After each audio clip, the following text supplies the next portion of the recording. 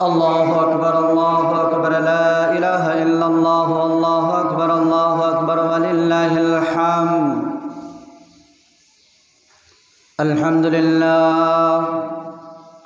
الحمد لله نحمده ونستعينه ونستغفره ونؤمن به ونتوكل عليه ونعوذ بالله من شرور أنفسنا ومن سيئات أعمالنا من يهده الله فلا مضل له ومن يضلله فلا هادي له ونشهد أن لا إله إلا الله ونشهد أن سيدنا وسندنا ونبينا ومولانا محمدا عبده ورسوله صلى الله تعالى عليه وعلى آله وأصحابه وبارك وسلم تسليما كثيرا أما بعد فأعوذ بالله من الشيطان الرجيم بسم الله الرحمن الرحيم إن صلاتي ونسكي ومحياي ومماتي لله رب العالمين وقال رسول الله صلى الله عليه وسلم أداهيا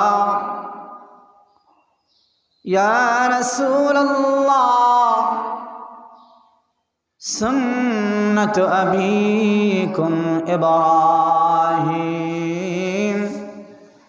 أو كما قال عليه الصلاة والسلام ونحن على ذلك من الشاهدين والشاكرين والحمد لله رب العالمين محمد में आकर कुफ्र को मिटाया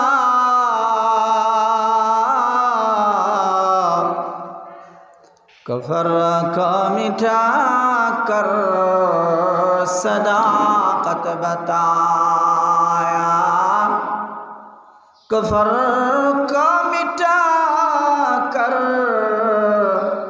सदाकत बताया यहाँ हम सब मुसाफिर हो वही आखिर ठिकाना यहाँ हम सब मुसाफिर हो वही आखिर ठिकाना कोई आगे रवाना हो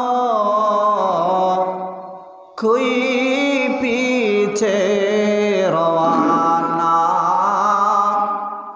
कोई आगे रवाना हो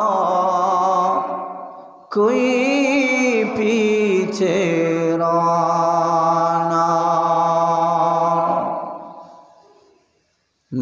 متكاسٍ كل ناس شارب قبر بيت كل ناس داخل لا إله إلا الله لا إله إلا الله لا إله إلا الله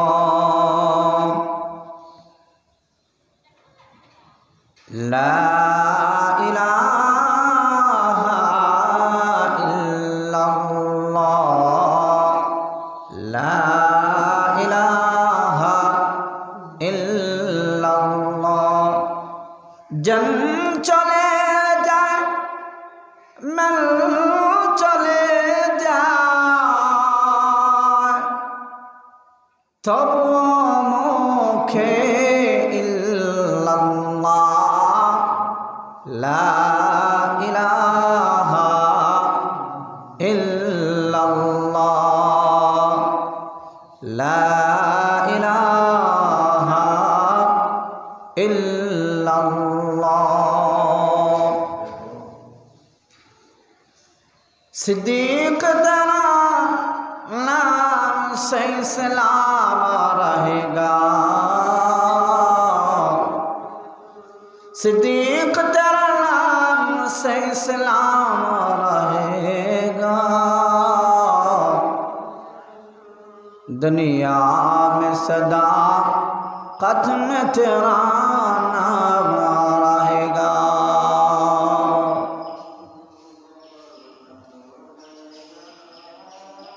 प्यारे हाजिरीन सम्मानित उपस्थित मुसल्लियान कराम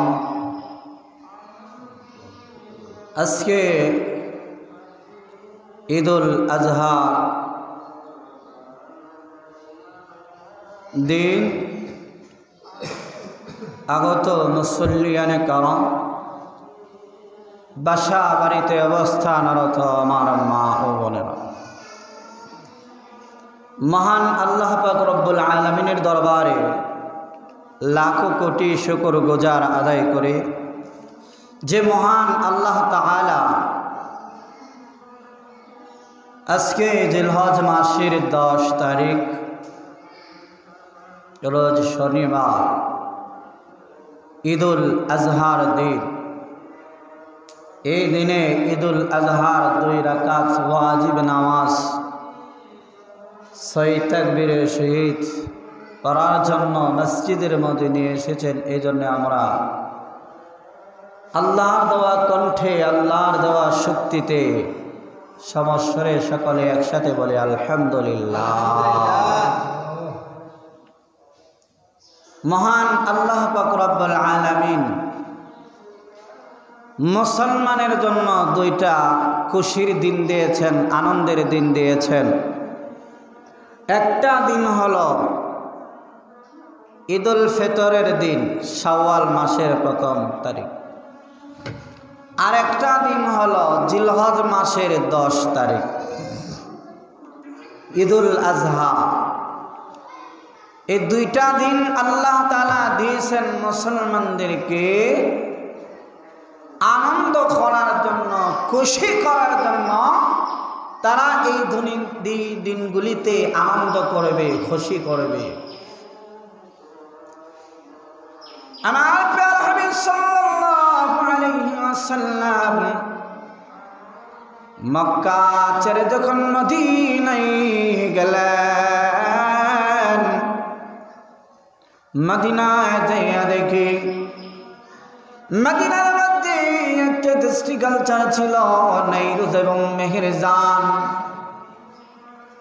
নাইরুজ এবং মেহেরজান 2টা দিন তারা পালন করত এই 2টা দিনে তারা যে উৎসব করত যে আয়োজন করত ওই আয়োজনগুলির মধ্যে শরীয়ত বিরোধী কাজ ছিল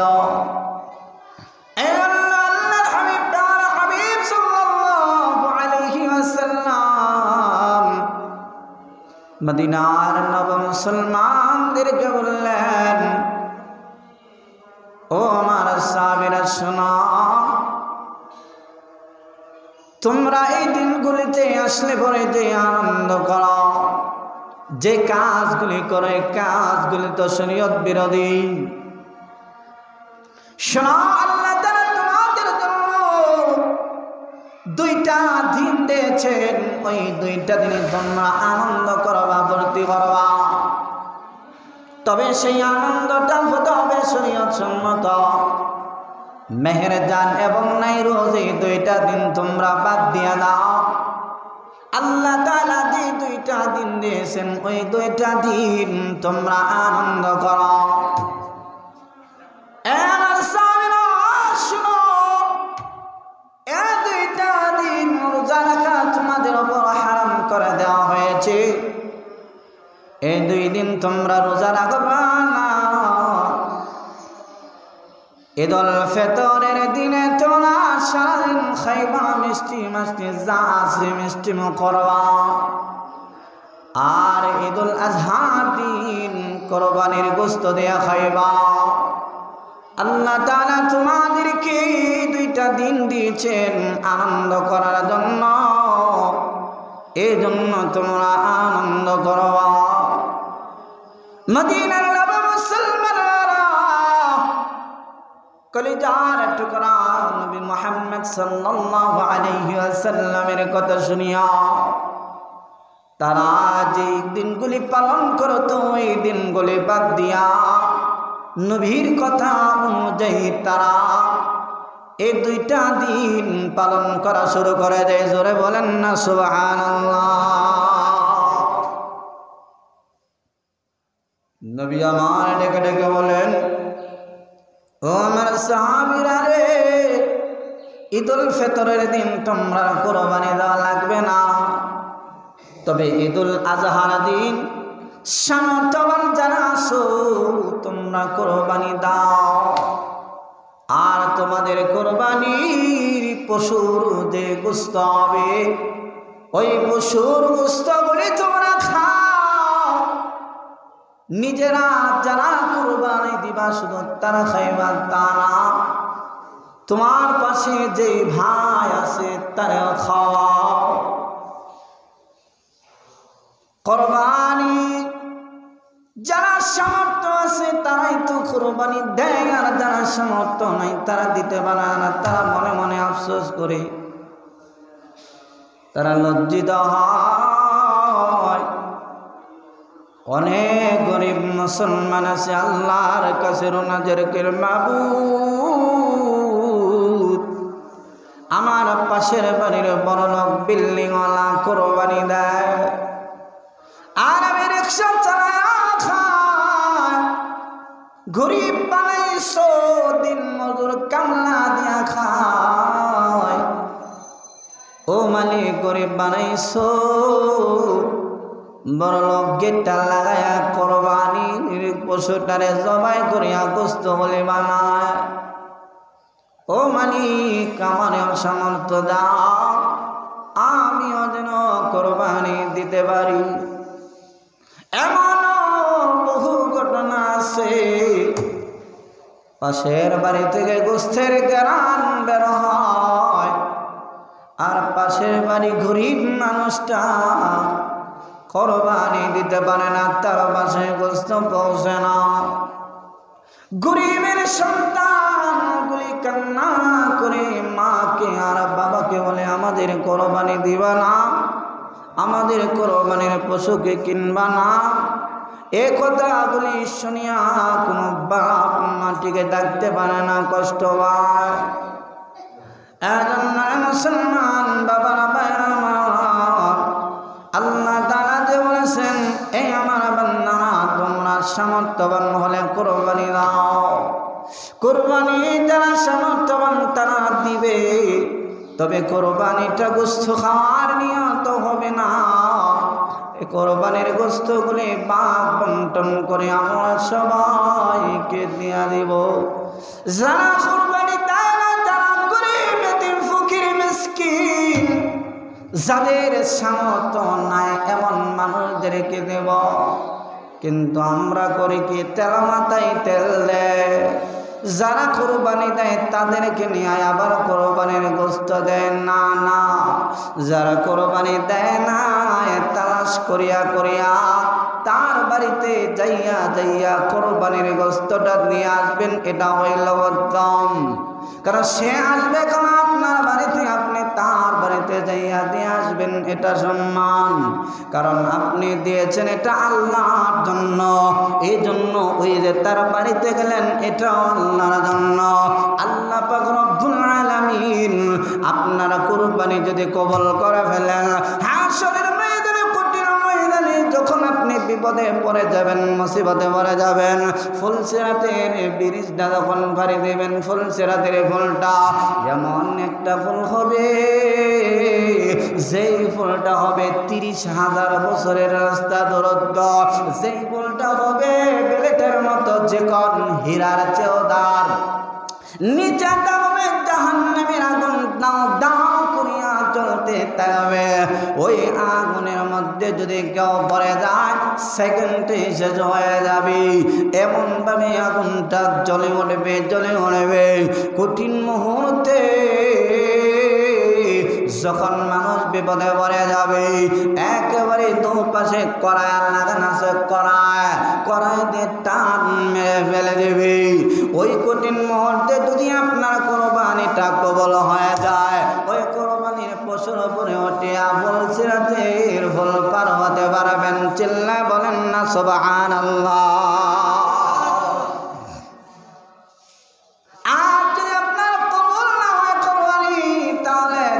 খাইতে পারবেন, সারা বছর গোস্ত কিনেও খাওয়া যায়, কথা বলেন ঠিক না বেটি? টাকা দিলে গোস্তের অভাব নাই, গোস্ত কিনে খাইতে পারেন। এদিকে একটা নিয়ম আছে যে সারা বছর 500 করে টাকা জমায় বছর শেষে একটা গরু জবাই করে সবাই ভাগ বন্টন করে নিয়ে যায়। এটা জায়েজ না এমন না, জায়েজ আছে, তবে এটাতে সওয়াব নাই কুরবানির মতো। চাইলে আপনি খাইতে পারেন, চাইলে আপনি বাজার থেকে গোস্ত নিয়ে আসতে পারেন, টাকা দিলে গোস্ত আসবে, তবে এটা সওয়াব হবে না। কিন্তু কুরবানির জন্য যদি আপনি টাকা ব্যয় করেন, গোস্ত মানুষদেরকে দেন, নিজেও খান, এটার ভিতরে আল্লাহ সওয়াব দিয়া রাখছেন। সুবহানাল্লাহ, সওয়াব দিয়া রাখছেন। এ কুরবানি দিন আসলে আমরা কত ইতিম বাচ্চারা কান্না করে।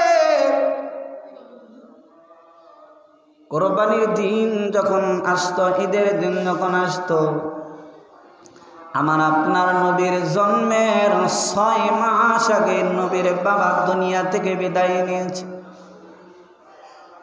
পরিবারের মধ্যে যদি কোনো বাবা না থাকে, ওই পরিবারের হাল ধরার কেউ থাকে না। বাবা না থাকলে সন্তানেরও দাম থাকে না। বাবা যতদিন আছে সমাজে সন্তানেরও দাম দেয় বাবার কারণে। আবার অনেক এমন হয়ে যায় সন্তানের কারণে বাবা সম্মানিত হয়। আমার আপনার নবী ইয়াতীম নবী এই ঈদের দিন যখন আসতো, তখন ঈদের মাঠে অন্যান্য নবীর সমান যে সমস্ত ছেলেরা আছে, বাচ্চারা আছে, আপন বাবার আঙ্গুলের মধ্যে ধরে ধরে বাবার পিছনে পিছনে মাঠে যায় নামাজ পড়ে। নবী আমার এই দৃশ্যটা দেখিয়া কান্না করে বলে, আমার বাবা যদি থাকতো, আমার বাবার আঙ্গুল ধরে ধরে আমি যাইতাম। এতিম নবী কান্না করে আমিও যাইতাম। এজন্য নবী বলেন, আমি একজন এতিম, আর আমি এতিমদেরকেও ভালোবাসি। সুবহানাল্লাহ। এতিম না হইলে এতিমের দরদ বোঝা যায় না, গরিব না হইলে গরিবের দরদ বোঝা যায় না। এজন্য মুসলমান নবীর পরিবার, নবীর কলিজার টুকরা না ফাতেমা কেমন গরিব ছিলেন। মা ফাতেমার দুইটা কলিজার টুকরা আছে, হাসাইন এবং হুসাইন। ঈদের দিন আসছে, মা কাপড় দিবা না,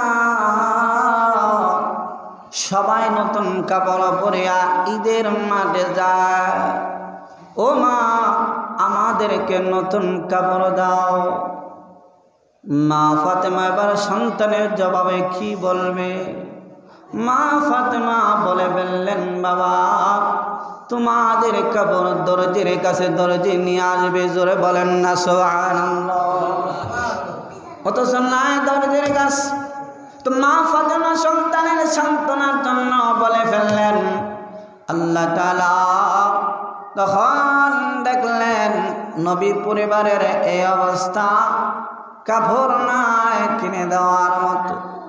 আল্লাহ তাআলা জিবরাইলকে বলে, ও জিবরাইল যাও যাও, তাড়াতাড়ি যাও, আমার বন্ধুর মেয়ের কলিজার টুকরা, আমার বন্ধুর কলিজার টুকরা মা ফাতেমা সন্তানদেরকে, যারা হবে জান্নাতের যুবকদের সরদার, আজকে ঈদের দিন এদের গায়ে কাপড় নাই। মা বলে ফেলেছে দরজি কাপড় নিয়ে আসবে। ও জিবরাইল যাও, দরজি সাজিয়া হাসাইন আর হুসাইনের জন্য কাপড় নিয়ে যাও। সুবহানাল্লাহ। হাসাইন আর হুসাইনকে লাল আর সবুজ কাপড় দিয়া দিল, লাল কাপড় দিয়া দিল হুসাইনকে। ওই যে কারবালায় শহীদ হবে, হুসাইন কারবালায় শহীদ হবে, তার একটা অগ্রিম একটা খবর দেওয়া হলো, কিন্তু বোঝে নাই। 20 পান করে শহীদ করে দেবে, সবুজ কাপড় দেওয়া হলো। কারণ ভবিষ্যতে কি ঘটবে আল্লাহ জানেনি না জানে না? কথা বলে না, আল্লাহ জানেনি না জানে না? আল্লাহ জানে কে করবে। এই জন্য আল্লাহ তাআলা তাদের কাপড়ের ব্যবস্থা করে দিলেন। এখন বর্তমানে এমনও পথ শিশু আছে যাদের কোনো ঈদ নাই, এমনও গরিব মানুষ আছে যারা কাপড় কিনে দিতে পারে না, এমনও হাজার হাজার পরিবার আছে যারা নিজেদের খাবারটা পর্যন্ত জোগাড় করতে পারে না, এমনও পরিবার আছে যারা পানির মধ্যে বর্তমানে বাঁচতেছে। তাহলে আবার চিন্তা করে দেখেন, আর আপনাদের সন্তানরা যারা বড় লোক আছেন 2টা 4টা করে কাপড় খরিদ করে দেন, অথচ গরিব বাচ্চাদেরকে, এতিমদেরকে একটা দিতে পারেন না। আপনার মন লাগবে, মন লাগবে। এই জন্য আপনার পাশে যে গরিব আছে, এতিম আছে, তাদের প্রতি আপনি লক্ষ্য রাখেন, তাদেরকে একটা জামা কিনে দেন, তাদেরকে 1 কেজি গোশত অথবা হালকা কিছু গোশত আপনি তাদেরকে দেন, লক্ষ্য করে দেন। এতে আল্লাহ তাআলা আপনার সম্পদ কমাইবে না, বরং আরো 10 গুণ বাড়াইয়া দিবে। সুবহানাল্লাহ। 10 গুণ বাড়াইয়া দিবে। হযরত আলী রাদিয়াল্লাহু তাআলা এই হাদিস যখন শুনছে তখন বলে, 10 গুণ আল্লাহ কেমনে বাড়াইয়া দেয় দেখি। একটা ডালিম নিয়ে যাইতেছে বাজার থেকে, একটা ডালিম নিয়ে যাইতেছে, ডালিম। মা ফাতেমা খাইবার চাইছে যে, আরে আমার তো জ্বর, যদি একটা ডালিম খাইতে পারতাম। একটা শেষ সম্বল একটা চাদর আছে, ওই চাদরটা দেখো স্বামী, এই চাদরটা নিয়ে যাও, বাজারে নিয়ে বিক্রি করিয়া আমার জন্য একটা ডালিম নিয়ে আসো।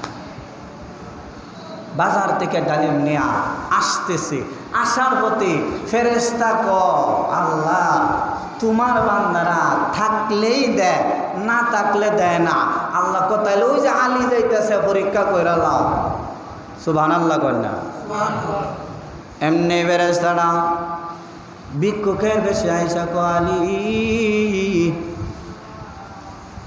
আল্লাহর রাস্তে আমারে কিছু দাও। আলী রাদিয়াল্লাহু তাআলা আনহু অর্ধেকটা দিয়া দিলেন। ফেরেশতা কয় আলী রে অর্ধেকটা খাইছি, অর্ধেকটা শরীর শান্ত হয়েছে, বাকি অর্ধেকটা যদি দিতা তাহলে পুরাটা বডি শান্ত হইত। আনছে কার লাইগা? স্ত্রীর জন্য আনছে, মা ফাতেমার জন্য। কিন্তু আল্লাহর ওয়াস্তে চাওয়ার কারণে আলী রাদিয়াল্লাহু তাআলা দিয়া দিলেন পোড়াটায়। এবার এক কদম সামনে আগায়, আরেক কদম পিছে যায়। এইভাবে করে করে যখন আগায়া বাড়িতে গেল, কি জবাব দিবে? স্ত্রীকে একটা নিয়ে আসে, কি জবাব দিবে? বাড়িতে যাওয়ার পরে ফাতেমা যখন জিজ্ঞাসা করবে কই ডালিম আনছনি, তখন কি জবাব দিবে এই বলিয়া যাইতে লাগলো। যখন সন্ধ্যা হলো, রাত 10টা 9টা হয়ে গেল, এমনি করে দরজার মধ্যে টক করে দিতেছি আর বলতেছে কে? আমি সালমান ফারসি। ও কেন আসো? আল্লাহ তাআলা তোমার জন্য ডালিম ফাটাইয়া দিছে। সুবহানাল্লাহ। তো আলী রাদিয়াল্লাহু তাআলা গড়ে নিয়া গড়ে 1 2 3 4 5 6 7 8 9 9টা পাইছে। একটা সালমান ফারসি রাইখা দিছিল ইমান পরীক্ষা করার জন্য, দেখছিল যে তার ইমানটা কেমন। আলী রাদিয়াল্লাহু তাআলা কয় সালমান ফারসি, এটা তো আমার জন্য না, এটা আল্লাহর পক্ষ থেকে আসে না, এটা নিয়ে যাও। কেন? আমি ডালিম দিছি একটা, আল্লাহ দিলে দিবে 10টা। আল্লাহ এত কৃপণ না যে আমার একটা কম দিব, 9টা দিব। জোরে বলেন না সুবহানাল্লাহ। সালমান ফারসি কই ভাই আলী রে, তোমার ইমানটা আমি পরীক্ষা করলাম, এই যে নেও, আর একটা আমার পকেটে আছিল, এই যে নেও, দিলাম। আল্লাহ দিলে কত দিবে? 10। এক দিলে 10 দেয়। তো আপনি যদি গরিবদেরকে দান করেন, আল্লাহ পাক আপনার সম্পদ 10 গুণ বাড়ায়া দিবে। তবে নিয়ত থাকতে হবে আল্লাহকে রাজি খুশি করার জন্য। বাস্তব একটা কথা বলে, এক হাদিস শোনার পরে একজনে কি করলো, ও দান করে দিল আর বলল আমি দান করলাম, আমি তো 10 পাবই পাবো, আল্লাহ আমাকে দিবে দিবে। ও পাওয়ার নিয়তে দিছে, কিছুই পায় নাই। নিয়ত থাকতে হবে আল্লাহকে রাজি খুশি করার জন্য দিলাম, আল্লাহ তাআলা দিয়ে দিবে। জোরে বলেন না সুবহানাল্লাহ।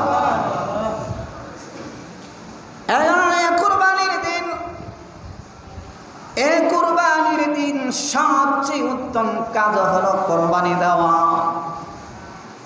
এই আজকের কোরবানির দিনে কোরবানি দেওয়া চেয়ে উত্তম আর কোনো কাজ হতে পারে না।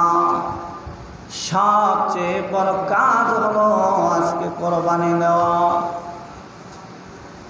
কত মানুষ আছে কোরবানি দিতে পারে না, তাদের মনে কষ্ট হয়। যদি আল্লাহর কাছে দোয়া করে, কত ধনী ফকির হয়ে যায় রাতারাতি, আর কত গরিব ধনী হয়ে যায় রাতারাতি। কথা বলেন ঠিক না বেটি? সকাল বেলার ধনীরে তুই ফকির, সন্ধ্যা বেলা নদীর কুল ভাঙ্গে ও কুল গড়ে, এই তো নদীর খেলা। নদীর কুল ভাঙ্গে ও কুল গড়ে, এই তো নদীর খেলা। কত ধনী রাজা বাদশা ছিল, যাদের দমকে জমিন থরথর করে কাঁপত, যাদের দমকে পোড়া ধ্যাস কাঁপত। আজকে তাদের কবরের মধ্যে গাছ উঠে গেছে, আজকে তাদের কবরের মধ্যে তারা পড়ে আছে, কেউ যায় না। ফেরাউন, হামান, নমরুদ, আবু জাহেল কতই না বড়াই করেছে, বাহাদুরি করেছে, সম্পদের অহংকার করেছে। নমরুদ কতই না ক্ষমতার অহংকার করলো, আল্লাহর সাথে যুদ্ধ করলো, তীর মারলো আল্লাহর দিকে। ফেরাউন এত ক্ষমতা পাইল, নিজেই আল্লাহ দাবি করে বসল। কই আজকে তারা জমিনের মধ্যে দাবায় আছে। কথা বলেন ঠিক না বেটি? আস্তে 200 বছর আগের মানুষগুলি নাই, আজ থেকে 200 বছর পরেও আমরা থাকবো কিনা বলতে পারি না, না থাকতে পারি, কারণ এত হায়াত আমরা নিয়ে আসি নাই মনে হয়। তাহলে এই দুনিয়াতে এত বড় এত বাহাদুরি করে কি লাভ হবে? আজকের এই কোরবানির দিন, এই কোরবানির দিনে যে যে কাজগুলি আছে ওই কাজগুলি আমরা করব। এই কোরবানির দিনে কোরবানির গোশত দেয়া প্রথমে খাওয়া এটা সুন্নত, আতর ব্যবহার করাটা সুন্নত। এক রাস্তা দিয়ে আসছেন, যেই রাস্তা দিয়ে আসছেন অন্য রাস্তা দিয়ে যাবেন, এটা সুন্নত। আসার সময় তাকবীর জোরে জোরে বলবেন, আমার সাথে বলেন আল্লাহু আকবার, আল্লাহু আকবার, লা ইলাহা ইল্লাল্লাহ, আল্লাহু আকবার, আল্লাহু আকবার, ওয়ালিল্লাহিল হামদ। ঈদুল আজহায় যখন আসবেন এ তাকবীরটা জোরে জোরে বলতে বলতে আসবেন, আবার অন্য রাস্তা দিয়া যাবেন, এ তাকবীরটা বলতে বলতে যাবেন, এতে আপনার সওয়াব হবে। জোরে বলেন সুবহানাল্লাহ, এতে সওয়াব হবে। প্রিয় মুসলিয়ানে কেরাম, এই ঈদের দিনে আল্লাহ পাক রব্বুল আলামিন হাজার হাজার লাখ লাখ কোটি কোটি মানুষদেরকে আল্লাহ মাফ করবেন। কারণ যে কোরবানি দাতা, তার কোরবানি যদি কবুল হয়ে যায়, আল্লাহ পাক তার পিছনের সব গুনাহগুলি মাফ করে দেয়, মাফ করে দেয় আল্লাহ তাআলা। এই দিনটা একটা বরকতপূর্ণ একটা দিন, এই দিনটা আল্লাহর কাছে বড় প্রিয় একটা দিন। আর যে রাতটা গেল, ওই রাতটাও একটা বৎসরে 5টা রাতের মধ্যে আজকে যে গত হয়ে গেছে রাত, এই রাতটাও আল্লাহর কাছে বড় প্যারা, বড় মহাব্বতের। এই রাত্রেও যদি কেউ ইবাদত করতে পারে, আল্লাহর কাছে দোয়া করতে পারে, আল্লাহ তাআলা তার দোয়া কবুল করে নেন। সুবহানাল্লাহ, দোয়া আল্লাহ তাআলা কবুল করেন। সম্মানিত হাজিরিন, রব্বুল আলামিন আজকের এই দিনে বহু ঘটনা আল্লাহ তাআলা ঘটাইছেন। আদম আলাইহিস সালাতু ওয়াস সালাম থেকে নিয়া আমাদের নবী পর্যন্ত এই কুরবানির সাথে বহু ঘটনা বিজড়িত আছে। যত ঘটনা আছে সবচেয়ে বেদনা বিদরক ঘটনা হলো নবী ইব্রাহিম আলাইহিস সালাতু ওয়াস সালাম ছেলে ইসমাঈল আলাইহিস সালাতু ওয়াস সালামের সাথে সম্পর্ক। মা হাজরাকে বলি, ইব্রাহিম পয়গম্বর হাজরা রে, মালিক দাওয়াত দিছে, দাও দাও ইসমাইলকে সাজায়া দাও। মালিক দাওয়াত দিছে, হাজরা আর বোঝে নাই যে মালিক বলতে কোন মালিক, আল্লাহ তো একজন, কারণ আল্লাহর উপরে তো আর কেউ মালিক নাই। হাজরা সুন্দর করিয়া সাজায়া ইসমাইল দিছে। ইসমাইল আলাইহিস সালাতু ওয়াস সালাম বাবার পিছে পিছে হাঁটতেছে হাঁটতেছে, ইসমাইল আলাইহিস সালাতু ওয়াস সালামকে জবাই করার জন্য নিতেছে। শয়তান পেছন দিয়া বলে, ও ইসমাইল দৌড় মারো, কারণ জানুনি তোমার বাবা ছুরি নিছে, তোমার বাবা রশি নিছে, তোমারে হাত পা বেঁধে তারপরে তোমারে জবাই করার জন্য নিচ্ছে। এমনি ইসমাইল কয়, আব্বা কে যেন আমাকে বলে ভাগার জন্য বেগে যাইতাম। ইব্রাহিম পয়গম্বর কয়, করলো ওর দিকে নিক্ষেপ করো। শয়তানের দিকে যখন নিক্ষেপ করলো, শয়তান দূরে চলে গেল। আরেকটু সামনে গেল, আবার আইসা বাধা দিল, আরো সামনে গেল, আবার আইসা বাধা দিল।